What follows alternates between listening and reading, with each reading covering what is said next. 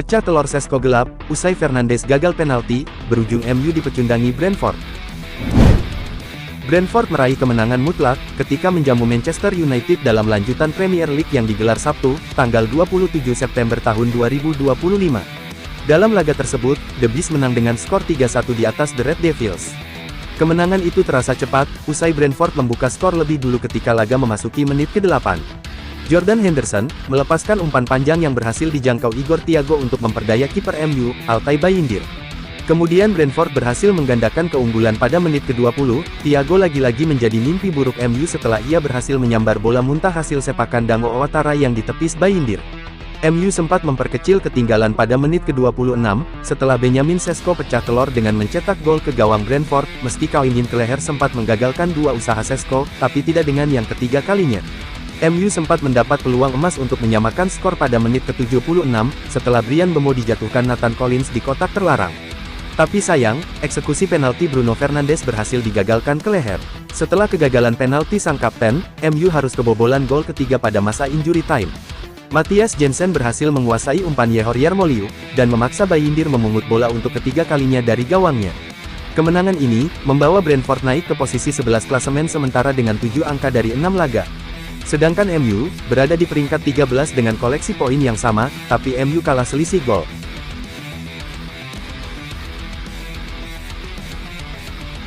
Legenda Chelsea desak MU pecat Ruben Amorim dan sodorkan ex-manajer timnas Inggris sebagai pengganti.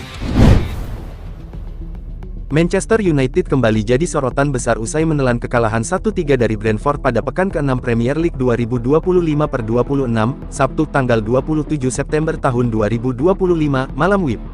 Hasil itu membuat tekanan pada manajer Ruben Amorim semakin berat di Old Trafford.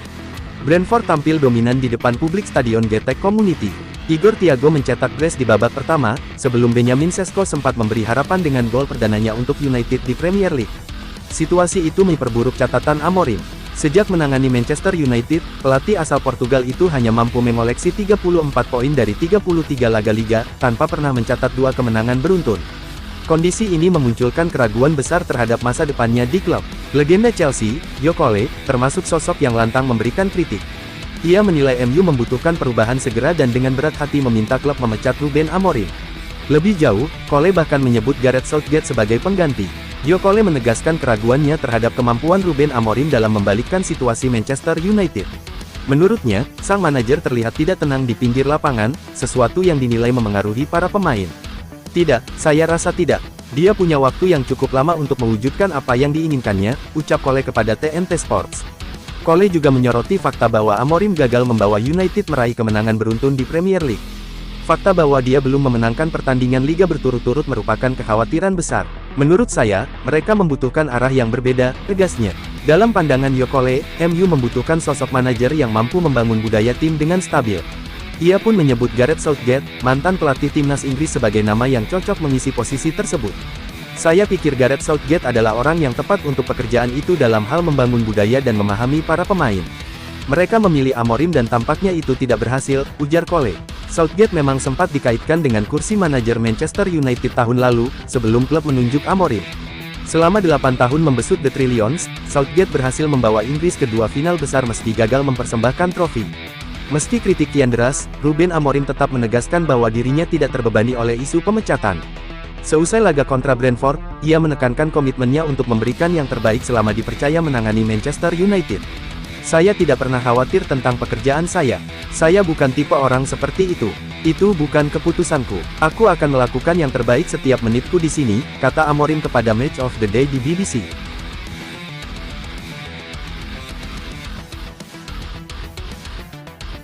Brace Erling Haaland genapi pesta kemenangan Manchester City atas Burnley.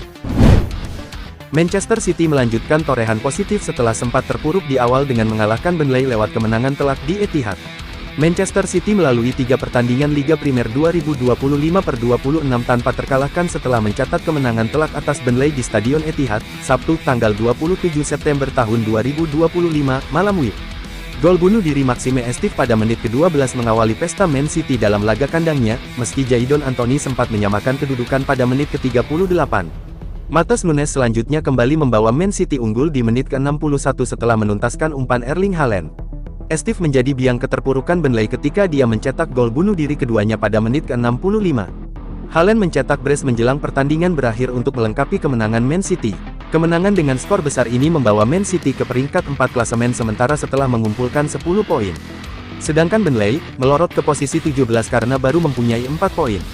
Tim asuhan Pep Guardiola selanjutnya akan berlaga di Liga Champions pada pekan depan dengan menjalani laga tandang melawan Monaco, Kamis tanggal 2 Oktober tahun 2025, dini hari WIB.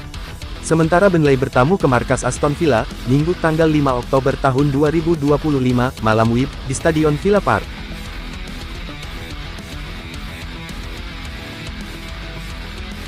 Kekalahan pertama Liverpool musim ini, Arne Slot salahkan apa? Liverpool akhirnya merasakan kekalahan pertama mereka musim ini. Manajer Arne Slot pun tidak bisa menyembunyikan amarahnya atas gol penentu kemenangan lawan. Rentetan hasil positif The Reds harus terhenti secara dramatis di Selhurst Park, Sabtu tanggal 27 September tahun 2025. Mereka takluk 1-2 di tangan tuan rumah Crystal Palace. Gol Federico Chiesa di menit akhir sebetulnya sempat memberi harapan bagi Liverpool. Namun, gol Eddie Nketiah di penghujung laga membuyarkan segalanya. Meski begitu, di balik amarahnya, Slot juga secara terbuka mengakui masalah yang ada di timnya. Ia menyoroti performa tim yang jauh dari standar. Kemenangan Crystal Palace dipastikan oleh gol Eddie Nketiah. Gol itu tercipta pada menit ke-97, padahal ofisial hanya mengumumkan 6 menit tambahan waktu. Momen tersebut langsung memicu reaksi keras dari Arne Slot di pinggir lapangan. Ia terlihat meluapkan kekecewaannya kepada ofisial keempat. Menurutnya, gol tersebut tercipta di momen yang tidak seharusnya. Ia menyebutnya sebagai tambahan waktu dari tambahan waktu. Tidak ideal ketika Anda kebobolan di tambahan waktu dari tambahan waktu. Tetapi memang ada pergantian pemain, jadi tambahan setengah menit itu adil, ujar Slot kepada Sky Sports. Lebih jauh, Arne Slot secara jujur mengakui bahwa timnya tampil sangat buruk. Terutama sepanjang 45 menit pertama pertandingan. Ia bahkan menyebut Liverpool sangat beruntung karena hanya tertinggal 0-1 saat turun minum. Penampilan gemilang Alisson Becker menjadi penyelamat timnya dari kebobolan lebih banyak. Menurutnya, Crystal Palace bermain jauh lebih baik. Mereka layak mendapatkan keunggulan di babak pertama atas Liverpool. Babak pertama yang sangat sulit. Mereka bermain sangat baik dan layak untuk unggul 1-0, kami beruntung skornya hanya 1-0, tutur Slot.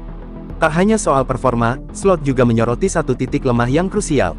Masalah itu adalah kemampuan Liverpool dalam mengantisipasi situasi bola mati. Padahal, set piece adalah salah satu kekuatan terbesar The Reds musim lalu. Namun hal itu kini justru menjadi biang keladi kebobolan. Situasi ini sangat mengkhawatirkan bagi sang manajer, apalagi mengingat betapa pentingnya aspek bola mati di kompetisi seketat Premier League. Jika Anda ingin bersaing, Anda memerlukan keseimbangan yang sangat positif dengan set piece. Itu adalah salah satu kekuatan terbesar kami musim lalu, sekarang kami kebobolan 2 gol melawan Newcastle dan 2 di sini, tegasnya. Di sisi lain, Slot juga memberikan pujian kepada strategi yang diterapkan Crystal Palace. Ia mengakui gaya main mereka sangat cocok dengan komposisi pemain yang ada. Palace menerapkan blok pertahanan rendah yang solid. Mereka lalu mengandalkan kecepatan para pemainnya untuk melancarkan serangan balik mematikan. Strategi ini terbukti membuat para pemain Liverpool frustrasi. Mereka menguasai bola, tetapi kesulitan membongkar pertahanan rapat tuan rumah. Gaya permainan mereka sangat cocok dengan para pemainnya. Mereka memiliki blok pertahanan rendah dengan pemain cepat untuk serangan balik dan seorang pria besar dalam diri Mateta, tutup Slot.